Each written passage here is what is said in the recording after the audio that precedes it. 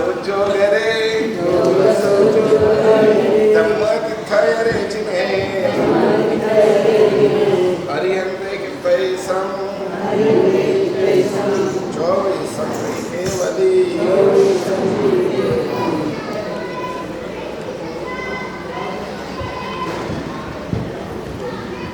वैशाख सुद 11 पावापुरी नगरी में श्रवण भगवंत महादेव ने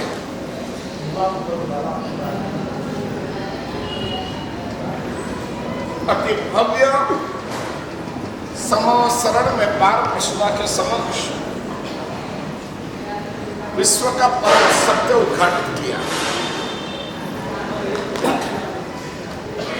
साधना का प्रतिफल सत्य की प्राप्ति है। अगर आपने सही साधना करी है तो त्रैकालिक सत्य आपको प्राप्त होगा। साधना की उपलब्धि क्या है? तो सत्य की प्राप्ति है। अगर हमने सही तरीके से साधना करी है तो हमको जो प्राप्त होने वाला है वो एक ही है, त्रैकालिक सत्य। तीनों काल में जो एक ही स्वरूप में रहने वाला है उसे परम सत्य कहते हैं। हजारों लाखों साल पहले भी अहिंसा परम सत्य थी। झूठ नहीं बोलना परम सत्य था। चोरी नहीं करनी परम सत्य था। आज भी है और लाखों साल के बाद भी ये परम सत्य ही रहेगा। किसी भी देश की नीति, किसी भी धर्म की नीति हिंसा मूलक नहीं हो सकती। किसी भी समाज की व्यवहारता झूठ बोलो ये नहीं हो सकता। किसी भी धर्म, किसी भी देश, किसी भी समाज की नीति में चोरी करो ये नीति नहीं हो सकती। हिंसा करने वाला भीतर में उससे कुछ न कुछ तो डंक रहेगा, ये साला गलत किया। असत्य बोलने वाला भीतर से क्षतिग्रस्त होगा, टूटा हुआ होगा। चोरी करने वाला भी अंदर से गिरा हुआ रहेगा। किसी की चीज पड़ी, आपने ले लिया, रख दिया, वो चिल्ला चोट कर रहे, मेरा चीज नहीं मिले, मेरी चीज नहीं मिले, मेरी चीज नहीं मिल रही है। आपके ऊपर कोई संदेह नहीं करेगा, फिर भी आपका मन वहां पे टूटा हुआ रहेगा। आपका मुंह दिखा देगा कि गिल्टी पर्सन। तो अहिंसा वो सनातन सत्य है, त्रैकालिक सत्य है। झूठ नहीं बोलना ये त्रैकालिक सत्य है। चोरी नहीं करना त्रैकालिक सत्य है। ब्रह्मचर्य का पालन करना त्रैकालिक सत्य है। परिग्रह नहीं रखना वो तो प्रकृति का भी परम सत्य है। कितना भी आप रखो तो भी आपके पास नहीं आएगा, ये प्रकृति ने निश्चित कर दिया है। तो वो भी परम सत्य है। ऐसे परम सत्य की प्राप्ति भगवान महावीर ने करी और वो सत्य उन्होंने समवसर में प्रकट किया। अगर व्यवहार में जीना है, सही तरीके से जीना है, विकासोन्मुख जाना है, आत्मा की प्राप्ति करना है, परम सत्य की प्राप्ति करना है, तो आपको ये 5 नियमों के आधार पर आगे बढ़ना है।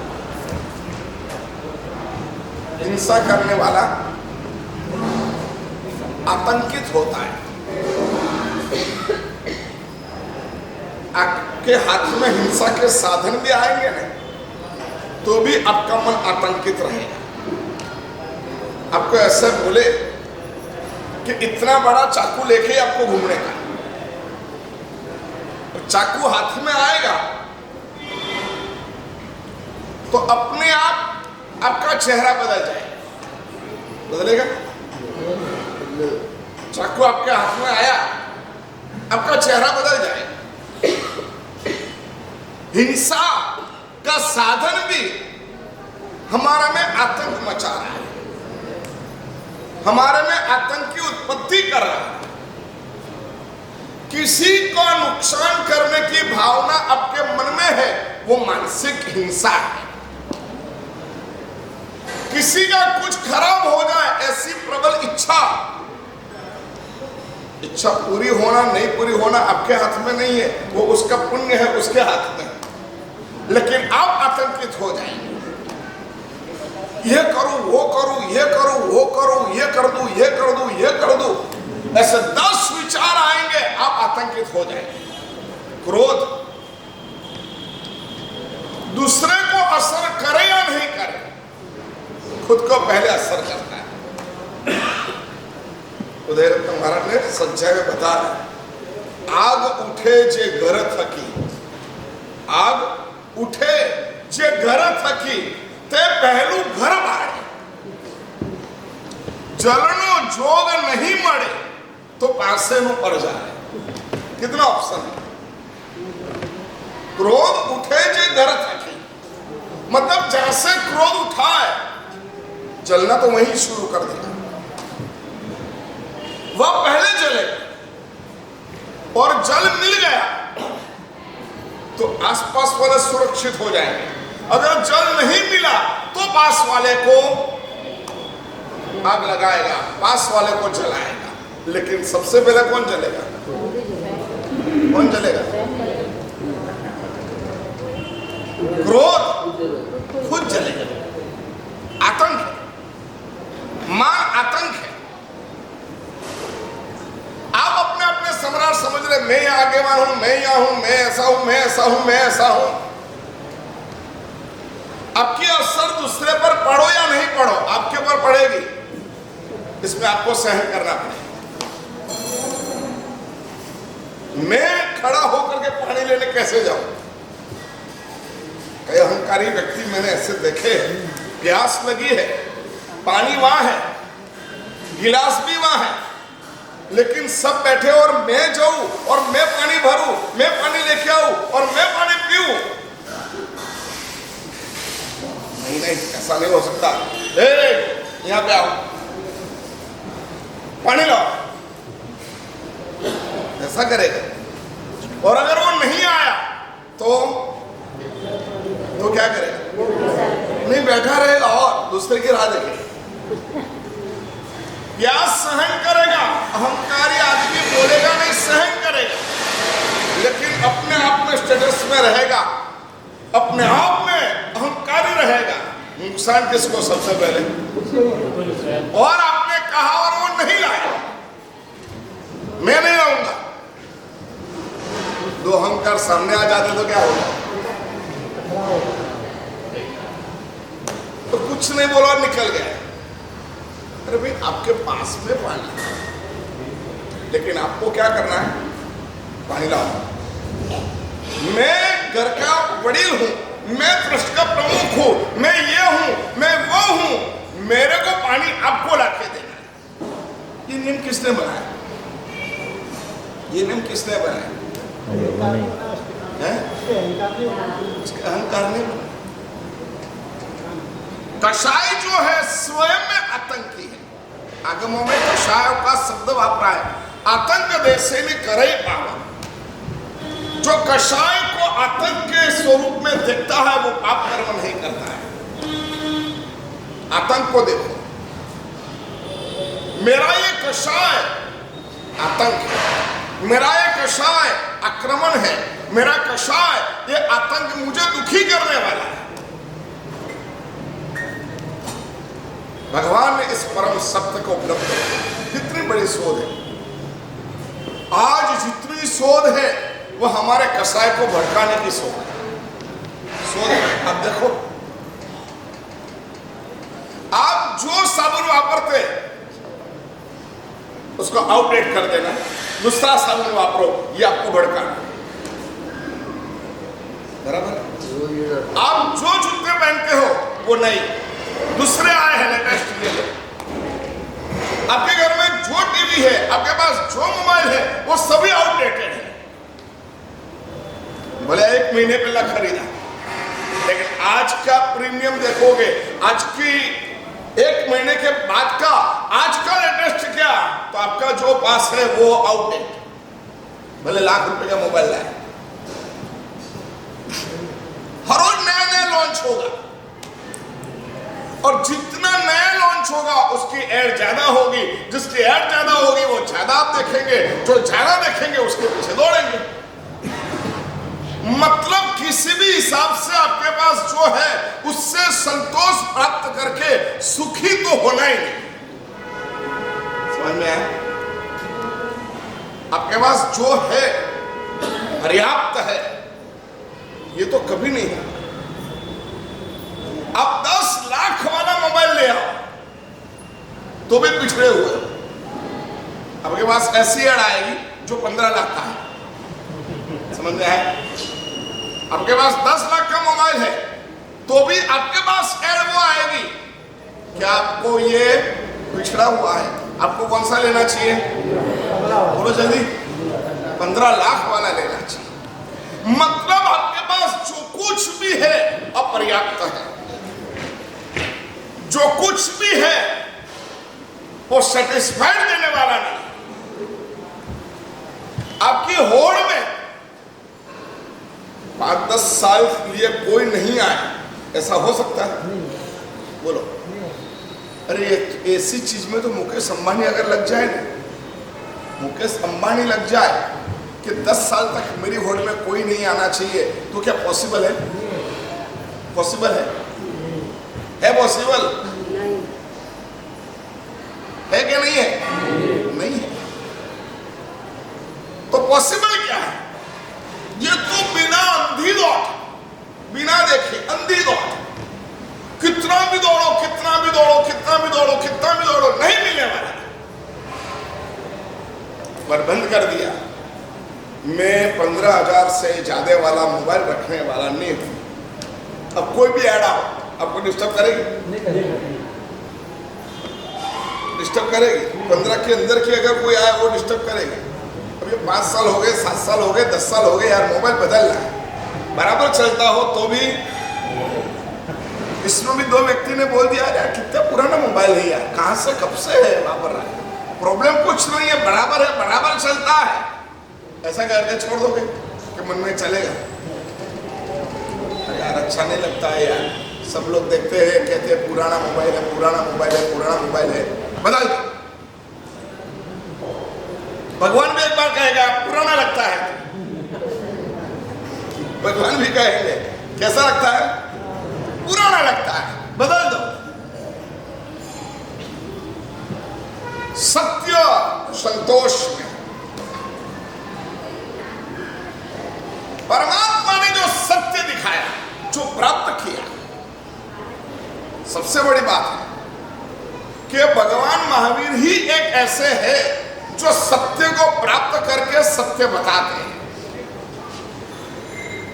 यह सीधी बात है, यह लीला बिला की कोई बात ही नहीं है, सीधी बात। तेन तक्तेन भुंजीता, त्याग को, त्याग का भोग करो। कितना बढ़िया शब्द है, तेन तक्तेन भुंजीता, त्याग करके उसका भोग करो, वो संतोष में ले जाए।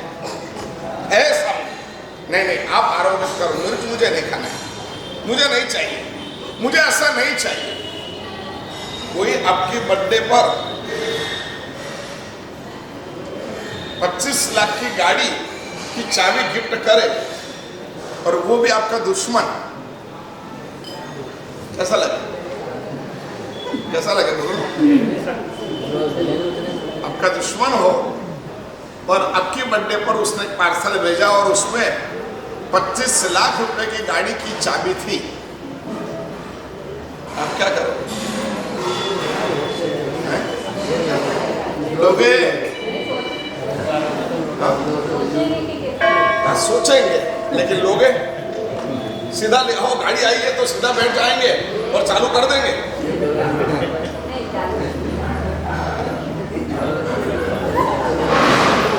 प्रकाश जी क्या चेक हाँ, तो वो चेक करने पर भी जब अंदर बैठोगे तो दिल तो धड़ धड़ करेगा। चेक भी करा दिया और अभी तो ऐसे सिस्टम है 3 बार तो बराबर चलेगी, चौथी में प्रॉब्लम होगा। अब 2 बार चेक करा लिया, अब तीसरी में बैठे तो भी क्या दिल में धक धक होगा, भाई ऐसा क्यों? मेरा दुश्मन है, हर बार मेरे आड़े आता है, हर बार केस चलता है, उसके सामने इतना केस चल रहा है, ऐसा है वैसा है, और मेरे गिफ्ट में, मेरी बर्थडे पर गिफ्ट में 25 लाख की गाड़ी भेज दी है। मन मानेगा? बोलो जल्दी, मानेगा? लोगे? लोगे? नहीं भाई, देखना पड़ेगा। वकील से पूछो लू के नहीं लू। घर में बैठेगा, मीटिंग करेगा, क्या करे, इसने भेजी है, बर्थडे गिफ्ट भेजी है, मन थोड़ा थोड़ा हो जाता है, ले ले, 25 लाख की गाड़ी है, लेकिन घर वाले कहते नहीं 25 की हो के 50 की हो, अपन को लेना नहीं है, पहले केस वापस करे, अपना समाधान करे, सब बराबर हो तो बात बराबर है, लेकिन केस चालू है, ये सब बराबर है और वापस वो गाड़ी भेज रहा है, हम ले ले। वकील को पूछना पड़ेगा इसमें कुछ गड़बड़ तो नहीं है। कितना सोचेंगे? सोचेंगे नहीं सोचेंगे? क्योंकि दुश्मन ने भेजी। भगवान ये बता रहे हैं कर्म वो दुश्मन है। कौन है? दुश्मन है। और अगर कर्म ने कुछ भेजा है उसके ऊपर विश्वास नहीं किया, दुश्मन में आया। बोलो आया कि नहीं आया? वो समझ में आया, ये समझ में नहीं। कर्म वो आपका दुश्मन है। आत्मा का दुश्मन सिर्फ ने सिर्फ कर्म है, जो आत्मा की शक्ति को रोकता है, आत्मा की शक्ति को रुंधता है, वो कर्म है। और कर्म ने अगर आपको ये पुत्र के रूप में दिया, ये पत्नी के रूप में दिया, ये बाप के रूप में दिया, ये घर के रूप में दिया, ये पुत्र के रूप में दिया, ये आपने पैदा किया कि कर्म ने दिया? पैसा किसने दिया? बोलो जल्दी। कर्म ने दिया, भगवान ने दिया? भगवान कर्म दूर है। मैं पूछ रहा हूँ, क्लियर हो जाओ, बहुत क्लियर होगा। जैन शास्त्र इतना क्लियर कॉन्सेप्ट है, कर्म ने दिया और जो जो कर्म ने दिया उसके ऊपर विश्वास मत। बस ये धर्म हो गया, ये धर्म हो गया। जो जो कर्म ने दिया है उसके ऊपर विश्वास मत कर। और हमारी चाल बिल्कुल ऊंधी है। जो जो कर्म ने दिया है उसके ऊपर बहुत विश्वास है। इस दुनिया में सबसे ज्यादा विश्वास आपको किसके ऊपर है? बोलो। जो भगवान तो छोड़ ही दो, देव गुरु धर्म तो छोड़ ही दो, वो तो 3rd क्लास में ही आते हैं, हमको मालूम है। यहाँ बैठे और घर से फोन आ जाए तो व्याख्यान चालू होकर घर पे पहुंचोगे, मालूम है मुझे। इसलिए खाली बोलने के लिए परमात्मा गुरु धर्म ये सब मत बोलो, रियल फील करो। सब कुछ कर्म ने दिया है और विश्वास भी किसके ऊपर है? कर्म ने जो दिया उसके ऊपर विश्वास है। एक तो कर्म ने एजेंट भेज दिया, दुश्मन ने एजेंट भेज दिया और उसके ऊपर विश्वास किया। अब क्या होगा? अब क्या होगा? अधोगति होगी कि ऊर्ध्वगति होगी? कर्म ने दे दिया, कर्म हमारा शत्रु है। आत्मा का शत्रु एकमात्र है कर्म। जिस दिन कर्म निकल गए आत्मा मोक्ष में चली गई। आत्मा को दर दर भटकाने वाली अगर कोई भी प्रक्रिया है तो एक ही चीज है, कौन? कर्म। नमो अरिहंताणम, इसका अर्थ एक ही है। अरि मने शत्रु, शत्रु मने कर्म। इसको खत्म किए, कर्म खत्म किए, ऐसे अरिहंत परमात्मा को नमस्कार।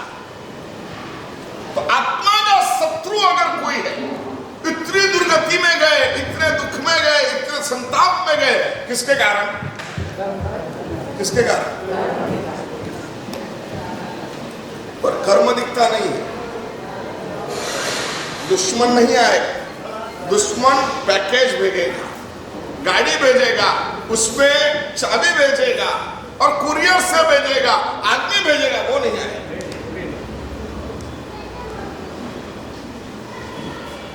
आपकी बर्थडे पर आपको मिठाई का बॉक्स भेजा, खोल के खा लोगे? 5,000 रुपये किलो की मिठाई है, क्या नाला है, कैसा कस्तूरी, खाइए कभी, खाइए कस्तूरी।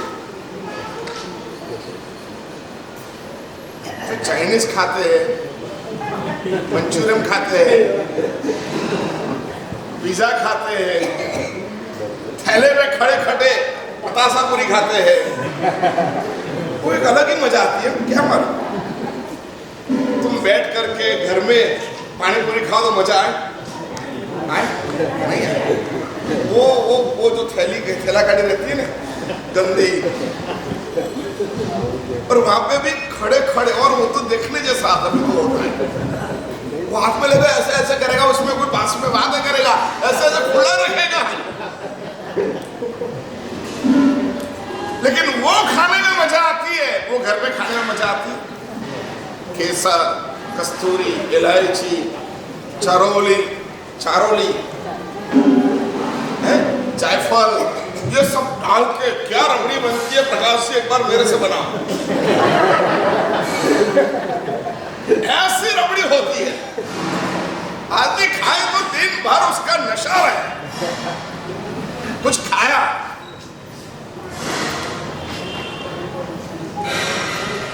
विश्वास किसके ऊपर? ऐसी मिठाई भी अगर दुश्मन ने भेजी है, आपके बर्थडे पर भेजी है, उसकी बर्थडे निमित्त भेजी है, समझ में आया? और वो बॉक्स खोला, ऐसी महक है, लेकिन वो मिठाई खाओगे तुरंत? खाओगे? क्या करेंगे? भाई कहां से आया, यहां से आया, क्यों आया, मेरे घर क्यों भेजा? नहीं, मेरा तो उससे बिल्कुल बनता नहीं है, मेरे घर भेजा क्यों? और घर में से कोई बोले अरे किसी ने भी भेजा यार, अच्छी इतनी बढ़िया मिठाई है, खा लो ने, खाओगे? मतलब संयम तो आपके पास है ना? है ना? ऐसी मिठाई भी आए, उनमें पानी आ जाए, और कई दिनों से सोच रहे कभी मिले तो ये मिठाई खाना है, कई दिनों से सोचा हो, इंदौर गया हो, बड़ा सराफा में गया हो, स्मेल ले ली हो, और सोच लिया था कि अगर कभी मिले तो ये मिठाई खाना, और वही मिठाई सामने आ गई, घर में सब तैयार है खाने को, और पूछा किसने भेजा, और बोला ये आपके दुश्मन ने भेजा। खाओगे? खाओगे? नहीं खाएंगे, संयम आ जाएगा, मालूम पड़ेगा कर्म ने भेजा, नहीं खाना, उसके ऊपर विश्वास नहीं करना। कर्म के ऊपर विश्वास किया मतलब हमारा संसार बढ़ेगा, और कर्म के ऊपर विश्वास नहीं किया इसका मतलब हमारा संसार घटेगा। परमात्मा ने यह बताया, मेरे पर विश्वास करो या मत करो चलेगा, कर्म के ऊपर विश्वास मत करो। कई ऐसे दृष्टांत हैं जिन्होंने भगवान को कभी प्राप्त नहीं किया, भगवान को मिले नहीं, लेकिन भगवान की बात मान ली, भगवान को नहीं मिले, भगवान को नहीं देखे, लेकिन उनकी बात मान ली। और भगवान ने यही कहा, मामेकम शरणम व्रजय, कृष्ण कह रहे, भगवान महावीर नहीं कह रहे। भगवान महावीर ये कह रहे, मेरे पास आने की जरूरत ही नहीं है, मैं जो कह रहा हूं वो सनातन सत्य है, उसको स्वीकार कर। मेरे पास नहीं आओगे, मेरी पूजा नहीं करोगे, मेरे को अंगरचना नहीं करोगे तो भी चलेगा, लेकिन मेरी आज्ञा का पालन करो। हेमचंद्राचार्य भगवंत ने बोला, वीतराग सपर्याय स्तवाज्ञा पारणम परम, आज्ञा राधा विराधा च शिवाय च भवाय च। बहुत संशोधन करके बताया है कि भाई आप सत्य को स्वीकार करो। अहिंसा सत्य है, झूठ नहीं बोलना ये परम सत्य है, चोरी नहीं करना परम सत्य है, ब्रह्मचर्य का पालन करना परम सत्य है, परिग्रह नहीं रखना परम सत्य है। और ये वो साधन है जिससे कर्म भयभीत होता है। हिंसा से कर्म पुष्ट होता है, अहिंसा से कर्म भयभीत होता है। कॉन्ट्रास्ट, हिंसा के सामने क्या रख दिया? हिंसा के सामने क्या रख दिया? अहिंसा। झूठ के सामने क्या रख दिया? सत्य। चोरी के सामने अचौर्य, अब्रह्म के सामने ब्रह्मचर्य, और परिग्रह के सामने अपरिग्रह। क्रोध के सामने बोलो जल्दी क्षमा, क्रोध के सामने क्षमा, अहंकार के सामने विनय, अहंकार के सामने विनय, माया के सामने माया के सामने ये सब लिखो, कॉन्ट्रास्ट है, पेपर भरने का है। क्रोध के सामने, अभी तो बोला मैं, क्षमा बोलो ना यार। क्रोध के सामने क्षमा, मान के सामने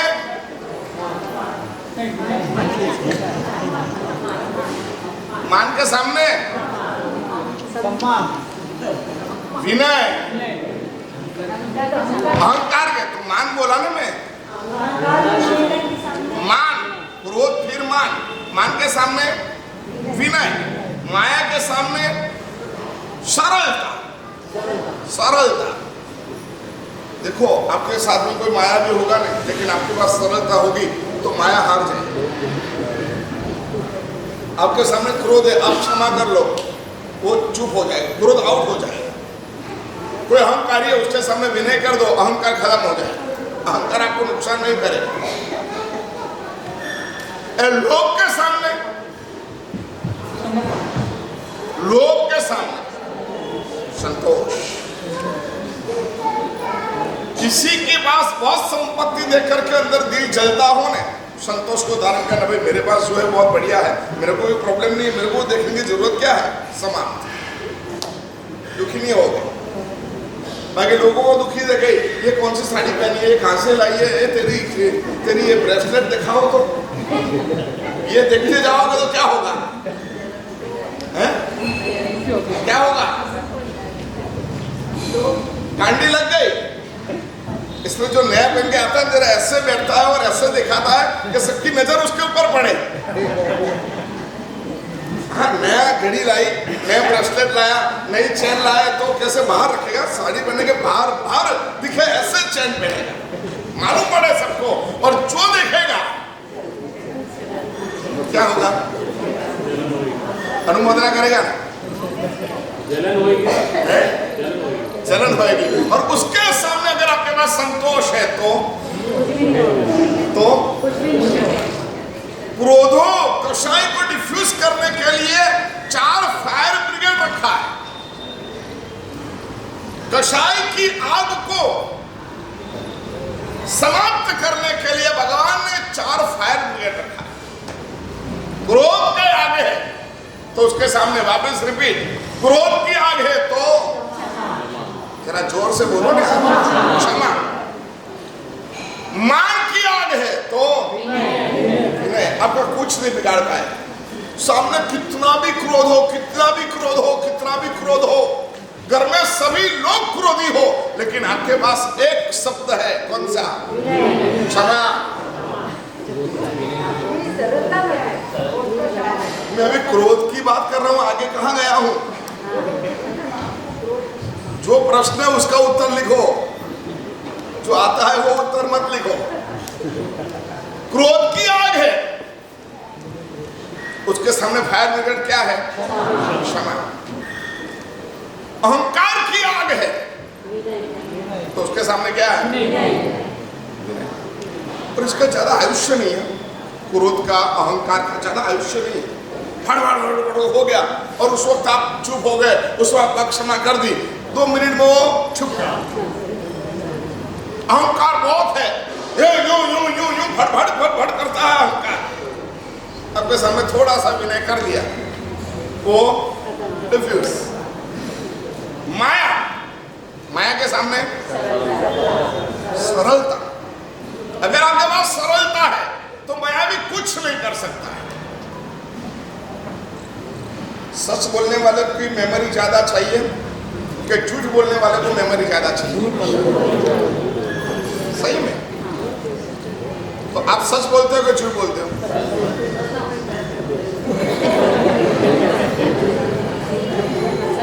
लेकिन ज्यादा क्या बोलते? ज्यादा सच बोलते। खाली मोबाइल हाथ में होता है तब झूठ बोल देते। हाँ, निकल गए और रास्ते में ही हूं, और होता है यहाँ पे, होता है घर में, लेकिन सामने फोन आता है तो रास्ते में हूँ, बस अभी 2 मिनट में पहुंचा। अरे अभी तो घर से निकला नहीं है, स्कूटर में बैठा नहीं है, गाड़ी में बैठा नहीं, और क्या कह रहा है? माया की आग उसके सामने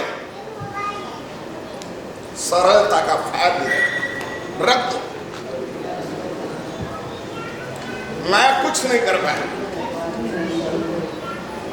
राजकारणी जो होते हैं वो सरल लोगों से बहुत दूर रहते हैं। देखना, राजकारणी जो रहते हैं, पॉलिटिक्स जो रहते हैं, वो सरल लोगों से बहुत दूर रहते हैं। क्यों? एक के सामने कुछ भी पॉलिटिक्स करी तो दूसरा पूछेगा तो बता देगा तो ऐसा ही था। समझ में आया? मतलब पॉलिटिक्स करने वाला सरल आदमी से दूर रहे तो फायर ब्रिगेड है। माया के सामने फायर ब्रिगेड क्या है? सरलता और लोभ है। कोई प्रदर्शन कर रहा अपने संपत्ति का, अपने रूप का, अपने सत्ता का प्रदर्शन कर रहा है, लोभ है, बहुत लोभ है, और प्रदर्शन कर रहा है। आपको अगर तकलीफ में नहीं जाना हो तो क्या कर देना? देख भाई, तेरे अबोज रुपया तेरे घर कितने हो जाती है, इतना बोल दो, मेरी दाल रोटी में मुझे शांति है, तेरे पैसे तेरे घर। अब इतना बोल के हाथ जोड़ दो तो क्या हुआ? क्या हुआ बोलो? हाँ? कौन? आपके वो सामने वाला भी हो जाए और आपको तो परम सुख मिल जाएगा। मैं नहीं चाहिए मुझे। 350 डायबिटीज था, डॉक्टर ने मना कर दी कि मिठाई खाना नहीं है, कंप्लीटली बंद है। और अंदर गए और उसने कहा यार आप भोजन करने आए, मिठाई अभी खत्म हो गई। आप बोले हाँ मेरे को खाना ही नहीं है। अब दुख है, अब दुख है। और उसने बोला यार खाने गए और सब कुछ दिया और मिठाई खत्म हो गई है। अगर संतोष नहीं है तो, संतोष नहीं है तो बुलाया क्यों? एक वैष्णा में मिठाई मत रखो, देखो मालूम पड़ेगा। हाँ, अभी मैं व्याख्यान दिया तब तो चलेगा ही चलेगा, नहीं चलेगा तो भी एक दिन तो चलाना पड़ेगा। लेकिन हमारे सामने परमात्मा ने यह सत्य रखा। ये भगवान महावीर की परम करुणा है। वो कहते मेरे पास नहीं आओगे तो चलोगा, लेकिन मैंने जो बताया उसके ऊपर चलो, मेरी जरूरत ही नहीं है, अब पहुंच जाओ। ये सिर्फ ने सिर्फ भगवान महावीर बोल सकते हैं, मेरी जरूरत ही नहीं। भगवान के पास गए और जितने तीर गए, इससे ज्यादा भगवान के पास में नहीं गए, और भगवान की आज्ञा का सम्मान किया, भगवान की आज्ञा का पालन किया और मोक्ष में चले गए। संतोष क्या होता है? परम सत्य क्या होता है? हमारा परम दुश्मन कर्म है, उसको समझ गए, नक्की करो। कर्म ने जो कुछ भी दिया है, कर्म है ने कसाय के द्वारा घुस देता है। कसाय को देने वाला कौन है? कर्म। और क्षमा, विनय, सरलता, संतोष, ये देने वाले कौन है? भगवान। ये दोनों का युद्ध है, कुरुक्षेत्र है। इधर कौरव है, इधर कृष्ण है। इधर कर्म है, इधर भगवान है। कर्म ने क्रोध, मान, माया, लोभ भेजा, भगवान ने उसके सामने लड़ने के लिए और 4 सैनिक भेज दिए और 4 टिप्स भेज दिए। तो सही कह रहा हूं, अगर इसको हम समझ जाए तो कसाय हमको पीड़ित कर सकता है क्या? है? एक प्रश्न है शारदा तंत्र में, और उसमें ऐसा प्रश्न है कि सभी कर्मों का क्षय होता कैसे? हो ही नहीं सकता है, और इसलिए मोक्ष हो नहीं सकता है। समझ में आया? चार्वाक दर्शन है, और ये बोलता है कि सभी कर्मों का क्षय हो ही नहीं सकता, और सभी कर्मों का क्षय नहीं होता है तो मोक्ष हो ही नहीं सकता है। बात सही है गलत है? सभी कर्मों का क्षय क्या संभवित है?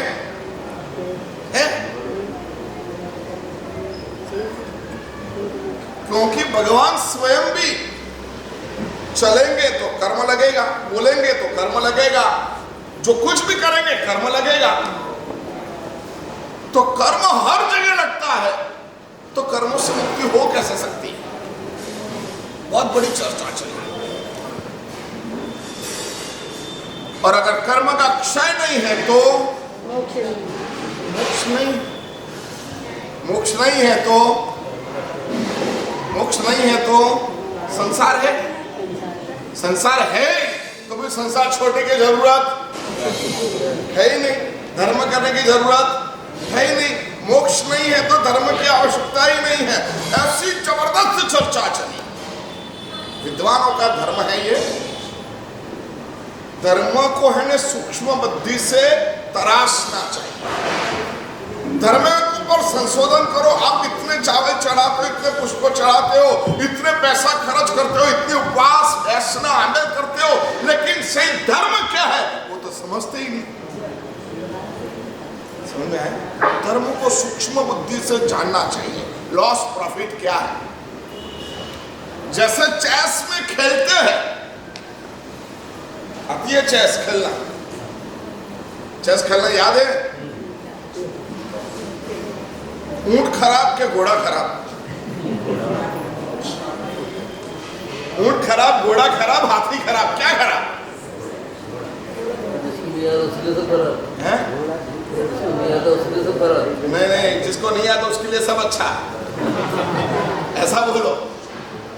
जिसको नहीं आता है उसके लिए सब अच्छा। घोड़ा भी अच्छा, गद्दा भी अच्छा, हाथी भी अच्छा, ऊंट भी अच्छा, लेकिन जिसको खेलना याद है, घोड़े की चाल क्या है, ऊंट की चाल क्या है, हाथी की चाल क्या है, और चेस में कैसे खेला जाता है, वो जिसको मालूम है, वो एक यहां से उठा के रखने में 5-5 मिनट लगा देगा।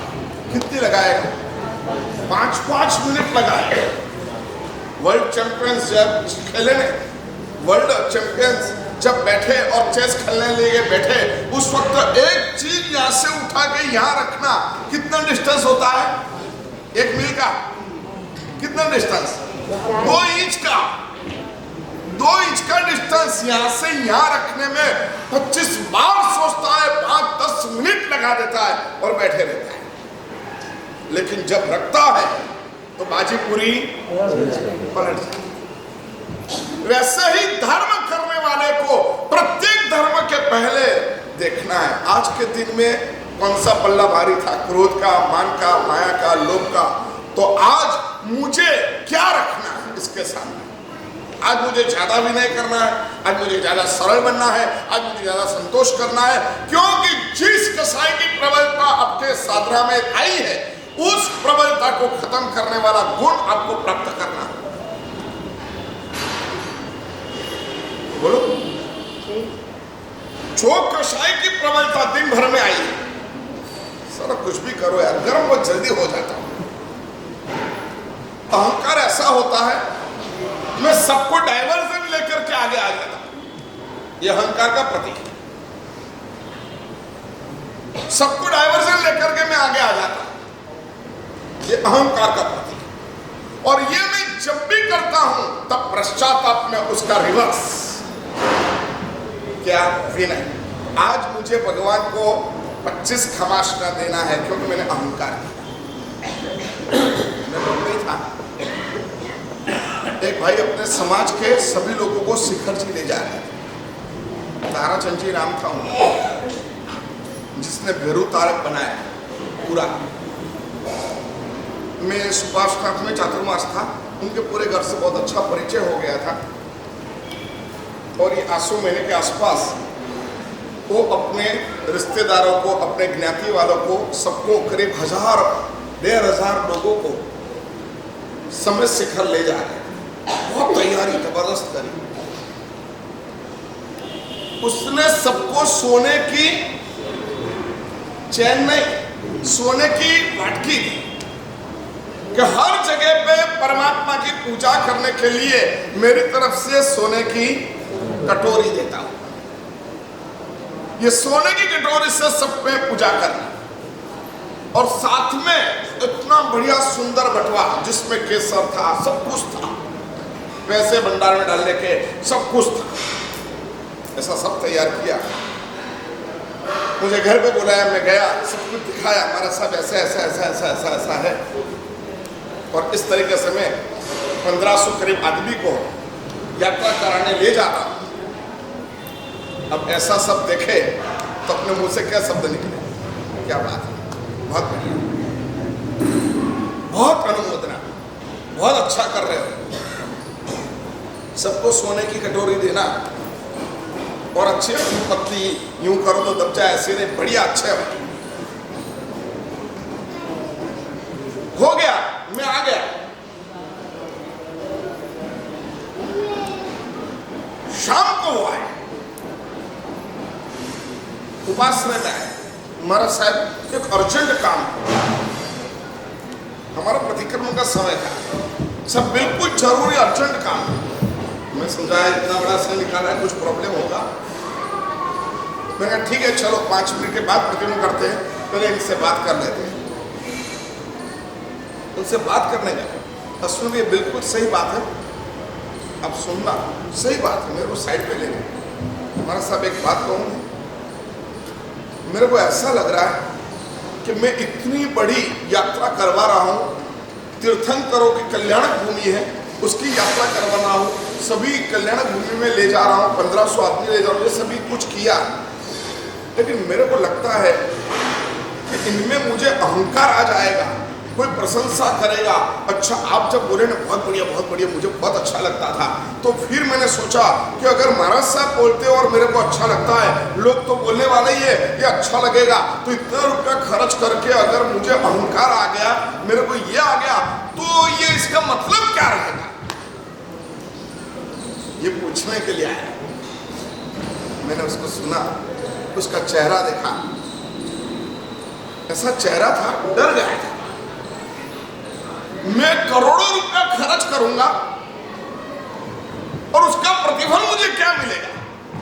क्यों, लोग तो प्रशंसा करने वाले, साहब ये लोग प्रशंसा जब करे उसको मैं रोक नहीं सकता, तो मुझे क्या करना? मुझे ऐसा रेनकोट दो, मुझे ऐसा केमिकल से प्रोटेक्ट कर दो कि अगर कोई प्रशंसा करे तो मुझे अहंकार नहीं।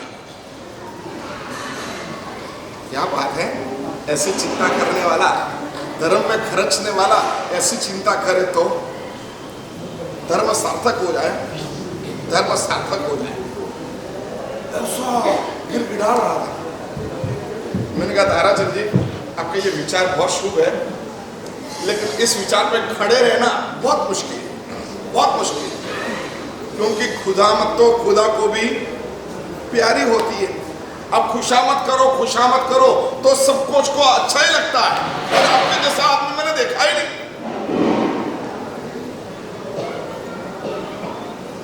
ताराचंद जी ने ये प्रश्न किया, मैंने सोचा प्रभु को प्रार्थना करी और एक विचार, ताराचंद जी एक काम कर,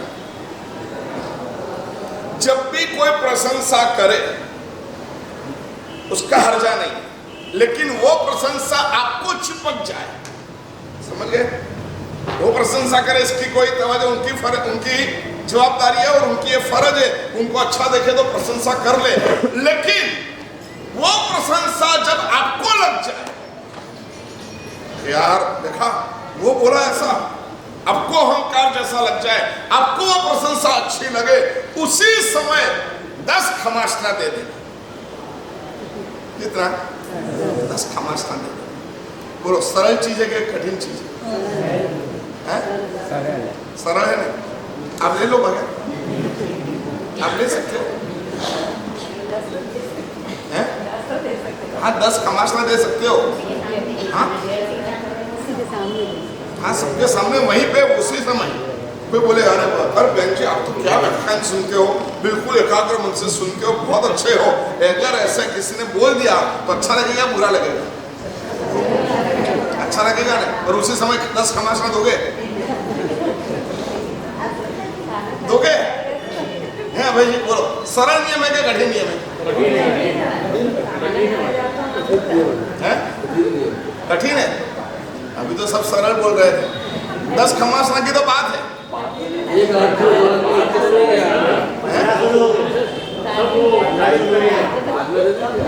बाद में नहीं, वहीं पे देना।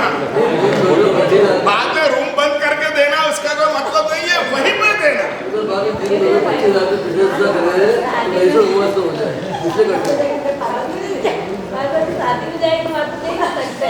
क्यों क्यों बाबा घुटने मोड़ते नहीं है? हाँ लोग कहेंगे पागल हो गए, दूसरी बार शादी में बुलाएंगे नहीं। और अच्छा शांति। उसने नियम लिया, अबे जी 10 बार नहीं, वो प्रशंसा करे लेकिन मेरे को लगे तब मुझे देना है। प्रशंसा को एक्सेप्ट करो और अहंकार आ जाए तब देना है। तब तो क्या, तब तो थोड़ी होगा। कोई कुछ भी बोले, अब तो धन्ना सा सेठ हो, अब भामा सा हो, अब तो गुरु सा हो, लगती है आपको। आपके लिए बोले कोई कि आप तो भामा सा के अवतार हो, तो आपको कुछ लगता है? आपको सुनने के बाद नहीं लगेगा, प्रवचन सुनने के बाद नहीं लगेगा सर, पहले लगता है। चलो एक काम करो, ये प्रवचन कितने टाइम टिकेगा? ये प्रवचन टिकेगा कितने टाइम? यहाँ बैठे हैं तब तक उसने ये नियम ले लिया। सही बात, चलो बराबर।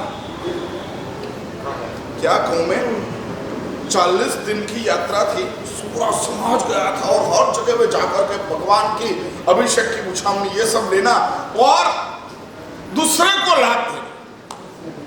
क्या अद्भुत उसने यात्रा करवाई। उसकी माँ भी थी, खुशहाल हो गई। जितना जहां दान करना हो दान करो, जितना गरीबों को देना दो, हर एक पुजारी को कितना कुछ दिया, यूं करके वापस आए। और मैं गोरेगांव था, आने के बाद में मुझे मिलने के लिए आए। महाराज साहब बहुत बड़ा उपकार किया। मैंने कहा क्या हुआ?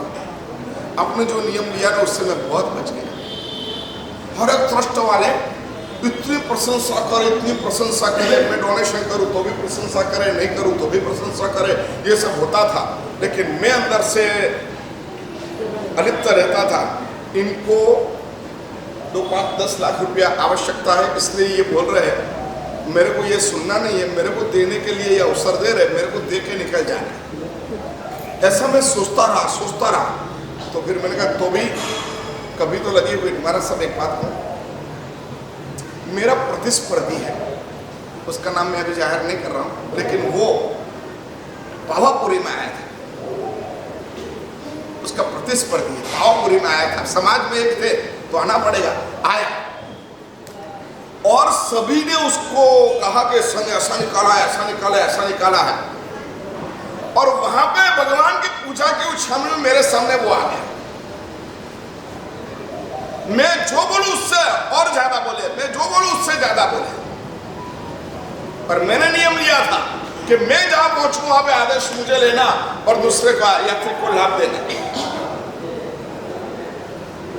उस दिन मैंने लाभ ले लिया क्योंकि समाज का भी डर लगा, कूद तक खींचा, फिर सब लोग उसको देखने लगे तो उसको भी शर्म आ गई, उसने चुप हो गया, मेरे को आदेश मिल गया। लेकिन उस वक्त मैंने कहा अब ये आदेश मुझे मिला है लेकिन मेरी पूजा ये करेगा, और उसी को मैंने पूजा करने के लिए कहा। और पूजा करने के बाद में उसने बोला यार क्या ताराचंद, क्या बात है, बहुत जबरदस्त, और वो चीज मुझे लग गई।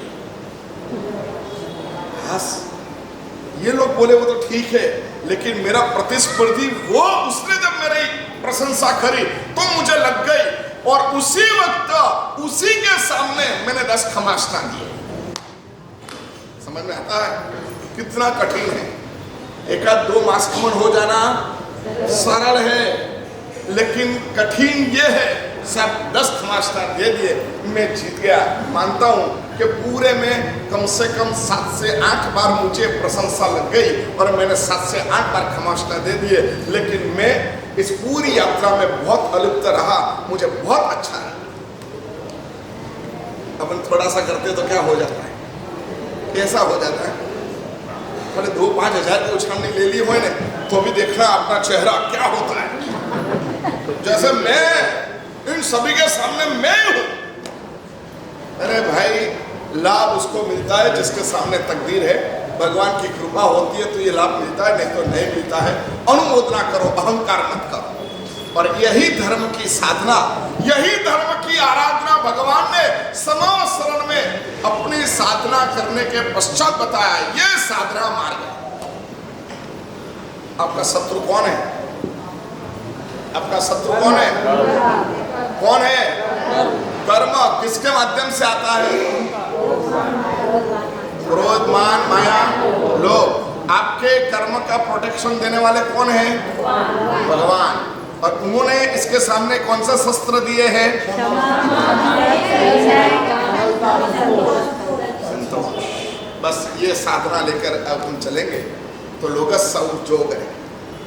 लोक को उद्योग करने वाले भगवान, हमारे हृदय का जो लोक है, हमारे भीतर का जो लोक है, उसको प्रकाशमान देने वाले ये तीर्थंकर परमात्मा, वह हमारे ऊपर ऐसी करुणा करेंगे कि हमारा जीवन धन्य हो जाएगा। आज गुरुवार हो चुका, कल शुक्रवार और शनिवार, रविवार को कहाँ जाना है? बोलो जल्दी। रविवार को कहाँ जाना है? कितने बजे आना है? 8:30 बजे प्रवेश कर ही देना पड़ेगा। अच्छी जगह ले लेना। कल प्रेस वार्ता थी, सही में कहूँ तो इन लोगों के मन में जो भाव पैदा हुआ ना, शासन प्रभावना का बहुत अद्भुत भाव है। क्या बात है, ऐसा भी हो सकता है। तो ये शासन प्रभावना का एक अत्युत्तम निमित्त है, जिस निमित्त को प्राप्त करके हम समझ सकते हैं कि साधन के बजाय हमारी साधना में आज भी रस कस है। साधनों के माध्यम से जो मिलने वाला है उससे कई गुना ज्यादा साधना के माध्यम से मिल सकता है। सभी लोग वॉलंटियरिंग में तैयार हो जाएं। नयापुरा जैन श्री संघ यजमान है, सब लोग आएंगे, उनकी बहुत सुंदर से स्वागत करना, व्यवस्था संपूर्ण बराबर बनी रहे, इसके लिए जो भी कार्यकर्ता में जुड़े हैं वो अपना बराबर दायित्व संभाले। और 10 तारीख को सुबह 8:30 बजे महाराज साहब स्टेज पे आ जाए और उनकी प्रवचन धारा शुरू हो जाए। फिर अवधान प्रारंभ हो जाएगा। 200 प्रश्न पूछे जाएंगे और 200 प्रश्नों वो मेमोरी में याद करके रिपीट करेंगे। एक अद्भुत योग है, अद्भुत ज्ञान योग है, अद्भुत ये आत्मशक्ति का प्रदर्शन है। हमको ये सब के लिए तैयार हो जाना है। जितने लोग हैं, आपके जितने रिश्तेदार हैं, उन सभी को पास पहुंचाओ और सभी को आने का आमंत्रण दे करके अपना ये कार्यक्रम सफल बनाने के लिए आप सभी लोग प्रयास करो। यही मतलब